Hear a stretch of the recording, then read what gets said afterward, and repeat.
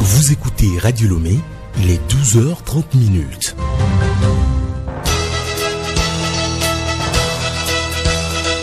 Le journal Henri Ochocho.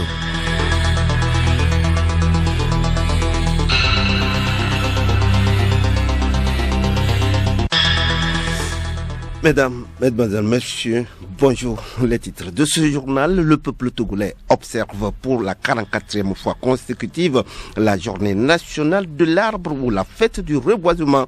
L'événement a été marqué ce matin par la mise en terre de plusieurs plants dans tout le pays. Cela fait des mois que les partisans de Laurent Gbagbo attendent son retour au pays.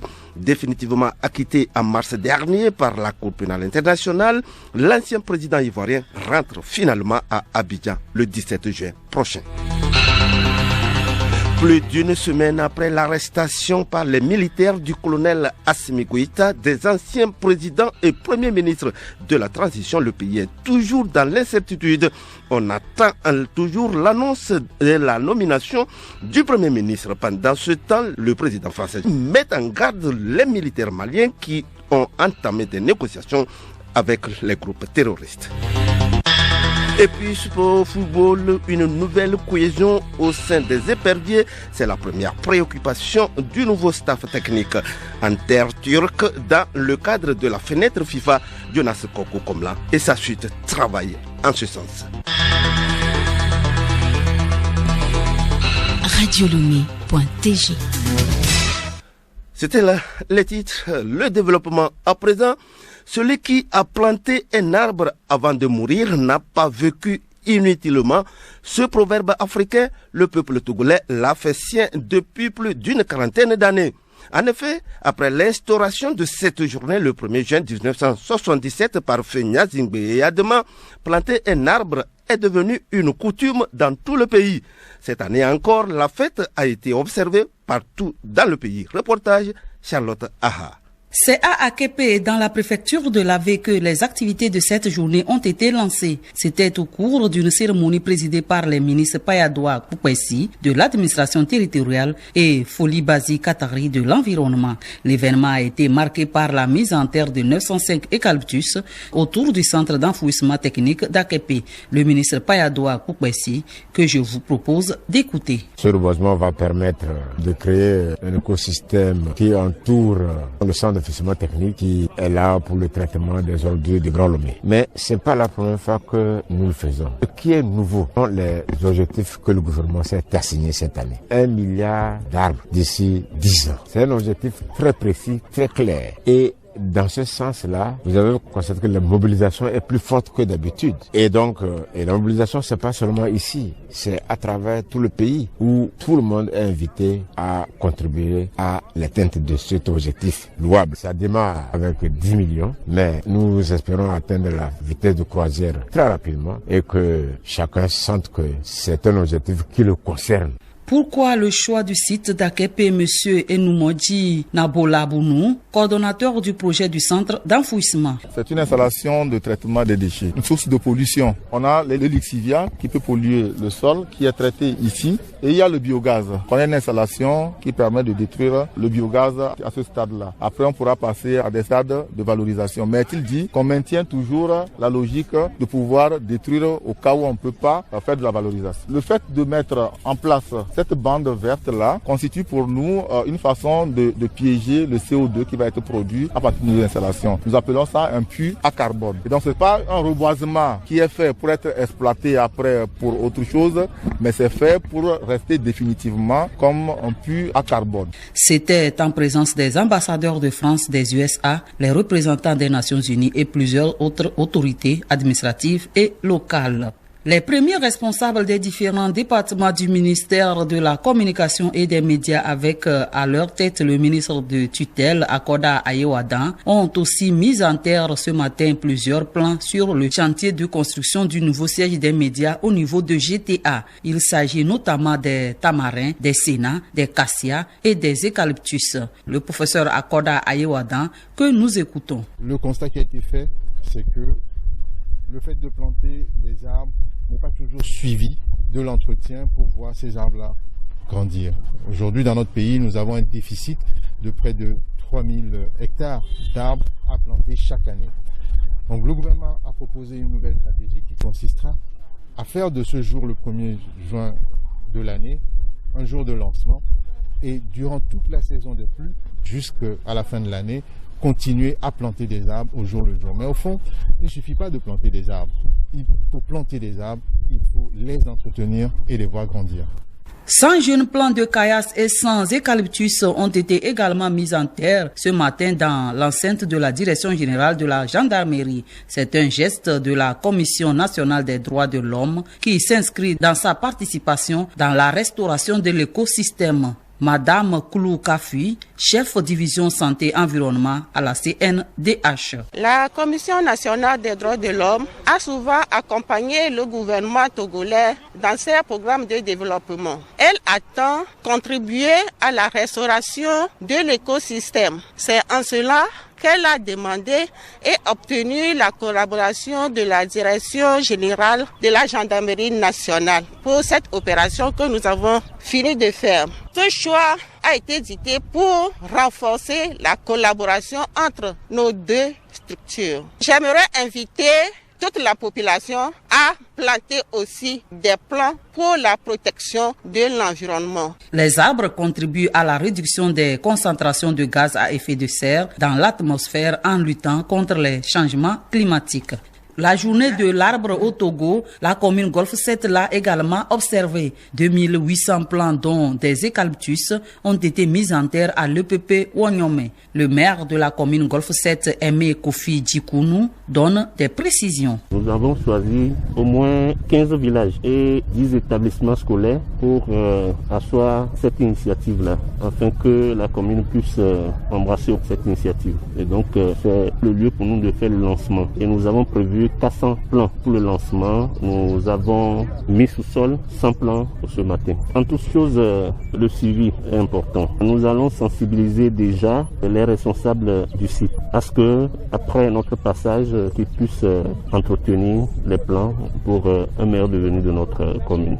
Même son de cloche au ministère de l'Urbanisme, de l'Habitat et de la Réforme foncière, où les premiers responsables du dit ministère, avec à leur tête le ministre Kofi Tcholenyanou, ont procédé à la mise en terre de plusieurs plants sur le site du jardin communal du Golfe 2.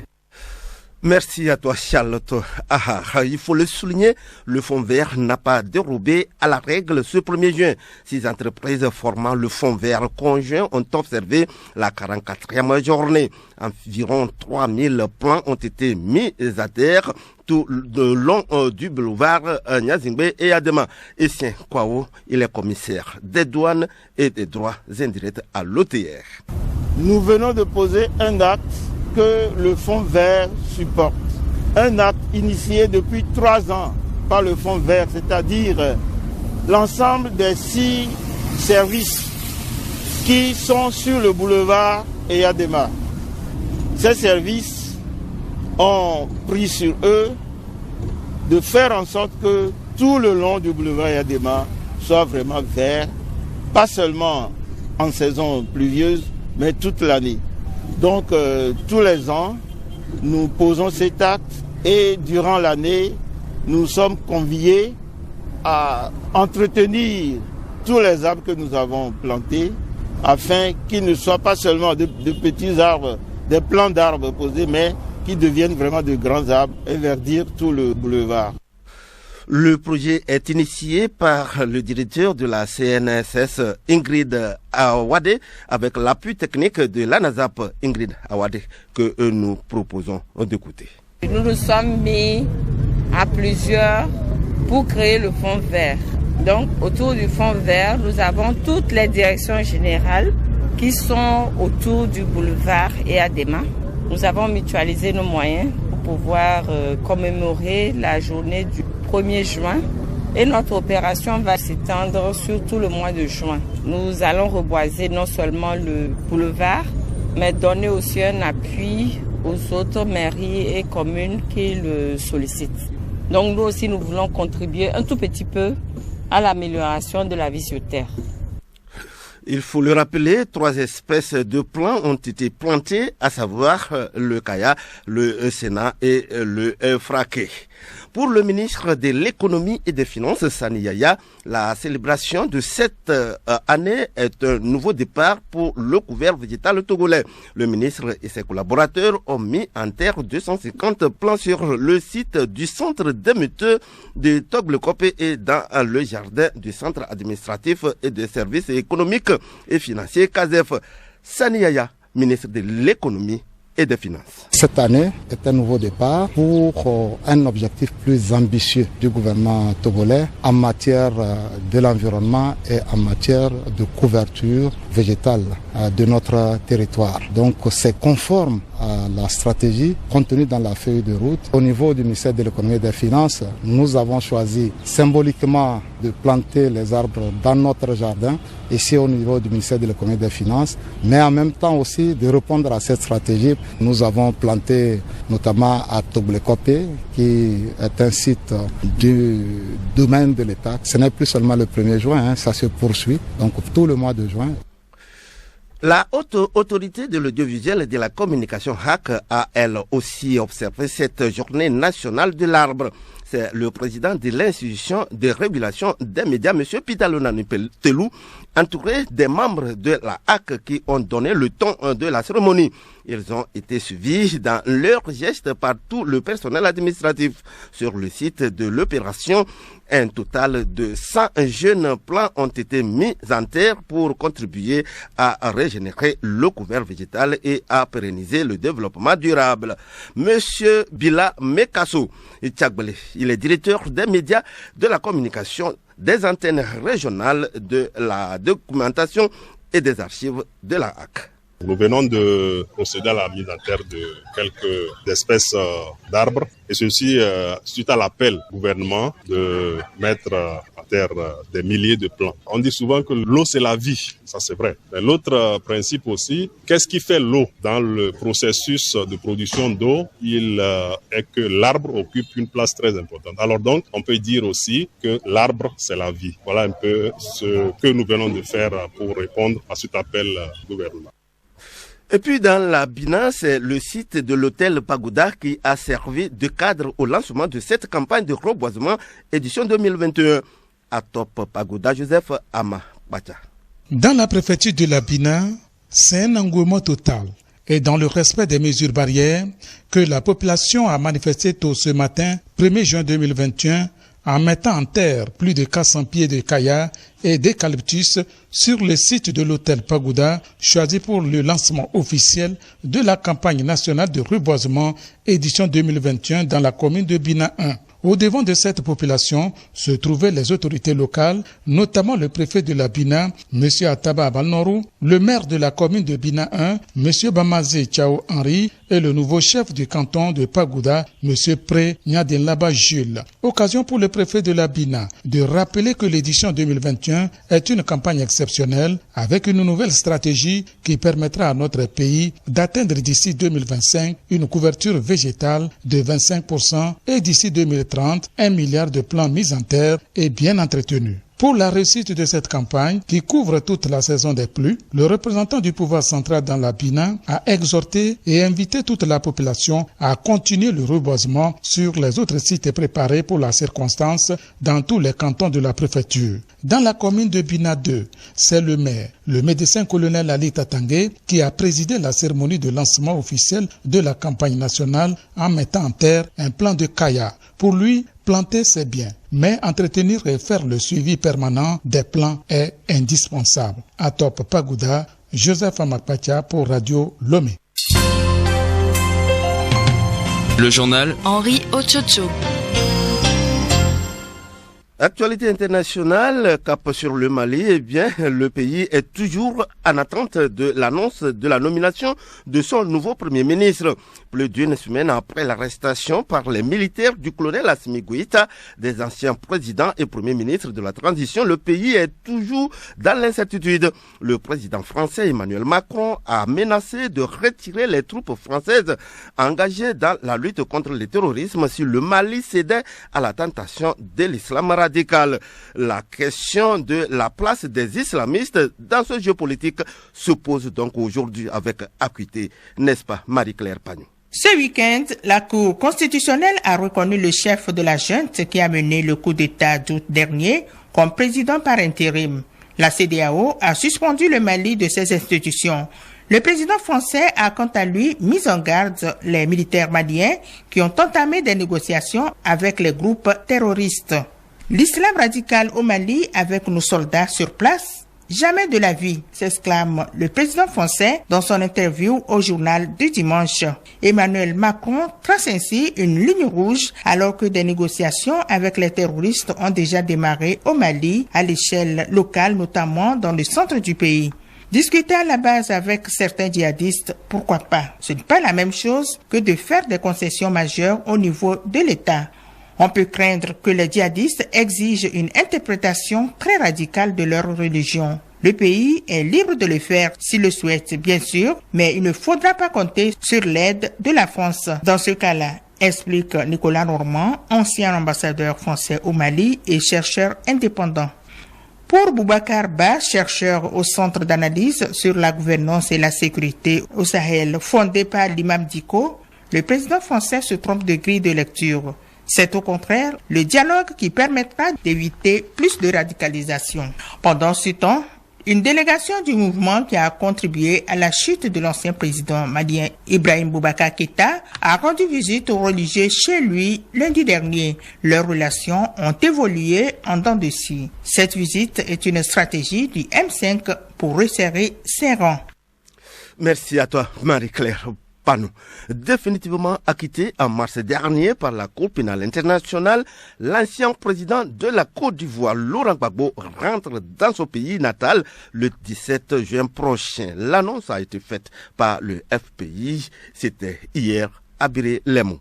Près de 10 ans après son transfèrement à La Haye, Laurent Gbagbo s'apprêterait donc à rentrer dans environ 15 jours à faire son grand retour dans son pays natal. Laurent Gbagbo a été auréolé par son acquittement définitif de la CPI des accusations de crimes contre l'humanité, ce qui a été vécu par ses partisans comme une victoire de leur champion sur ses adversaires politiques en Côte d'Ivoire et à l'étranger. La quasi-totalité de ses partisans exilés depuis 2011 sont rentrés en Côte d'Ivoire. Mais l'heure n'est pas à la revanche, assurent ses proches. Laurent Gbagbo revient pour faciliter une réconciliation dont il aurait été le chaînon manquant, selon eux. Le FPI avait déjà annoncé fin février un retour imminent de Laurent Gbagbo avant de raviser. Reste maintenant à savoir comment se fera ce retour. Cette question constitue une polémique ces derniers jours. Les partisans du FPI veulent un retour triomphal et un accueil populaire. Un projet que les autorités et le parti au pouvoir, le RHDP, ne veulent pas, appelant à un retour plus discret. Le FPI affirme de son côté n'avoir pas encore discuté de cette question avec les autorités. Des incidents à la frontière tchado-centrafricaine tournent à la crise diplomatique. Le ministre des Affaires étrangères du Tchad a publié dans la nuit du dimanche 30 au lundi 31 mai 2021 un communiqué dans lequel il accuse les forces armées centrafricaines d'avoir attaqué de manière préméditée et planifiée un poste avancé de l'armée tchadienne. N'Djamena parle d'un militaire tué et de 5 autres kidnappés qui ont été par la suite, selon les termes du communiqué, froidement exécutés en territoire centrafricain. À Bangui, la présidence centrafricaine vient de réagir. Elle veut calmer le jeu et parle d'incidents malheureux.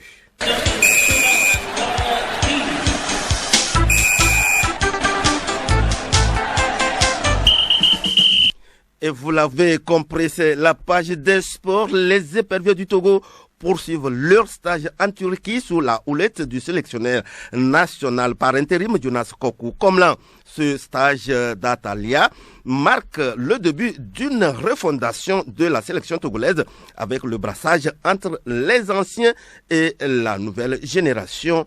Edo Assignon. Ce rassemblement de Turquie qui va durer une dizaine de jours sera un déclic pour la sélection togolaise.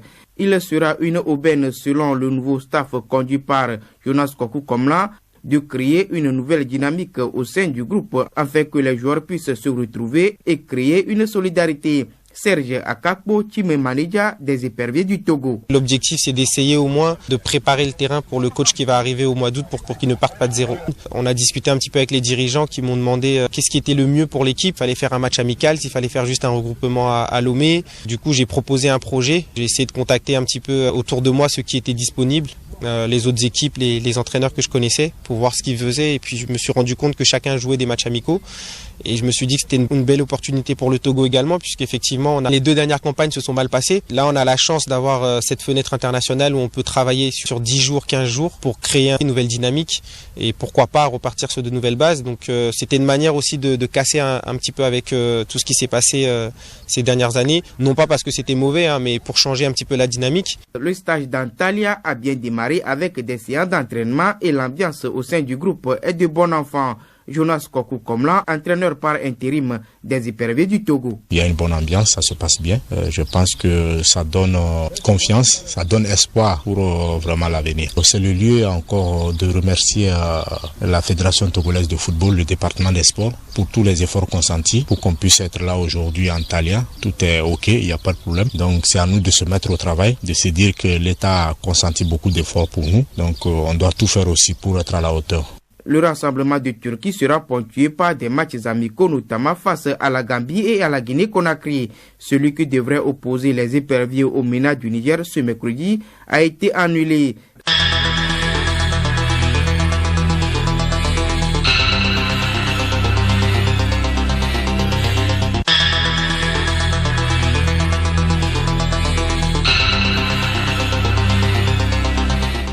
Nous disons merci à vous, fidèles auditeurs. C'est la fin de ce journal. Bon après-midi à tous et à toutes.